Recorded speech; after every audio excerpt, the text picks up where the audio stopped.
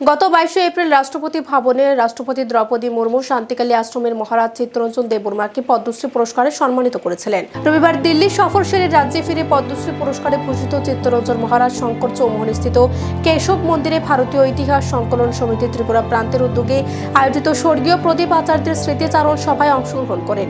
এই দিনের এই অনুষ্ঠানে উপস্থিত ছিলেন রাষ্ট্রীয় স্বয়ংসেবক সংঘের পরিচালক বিমল কান্তি রায়, ওনার সহধর্মিনী অমিতা আচার্য, শান্তিকালী আশ্রমের সম্পাদক গয়াময়ী জমাতিয়া সহ অন্যান্যরা। এদিনের স্মরণ সভায় বক্তব্য রাখতে গিয়ে শান্তিকালী আশ্রমের মহারাজ চিত্তরঞ্জন দেববর্মা জানান, 30 বছর ধরে প্রদীপ আচার্যের সাথে পরিচিত তিনি। প্রদীপ আচার্যের মৃত্যুতে ত্রিপুরা রাজ্যের সুন্দর সম্পদ রাজ্যবাসী হারিয়ে ফেলেছেন।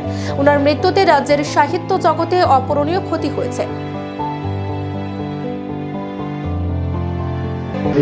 অনুষ্ঠানে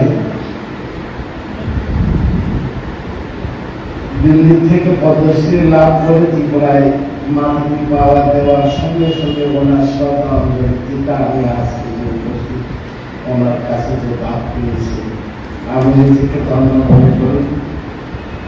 প্রদীপ আচার্য আজকে আমার সঙ্গে 30 বছর আগে থেকে পরিচিত।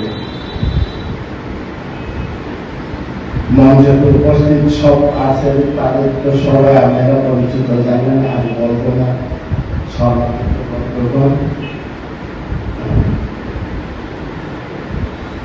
আমরা সত্যিকারের ত্রিপুরা রাজ্যের একটা সুন্দর একটা সম্পদ হারিয়ে ফেলেছি।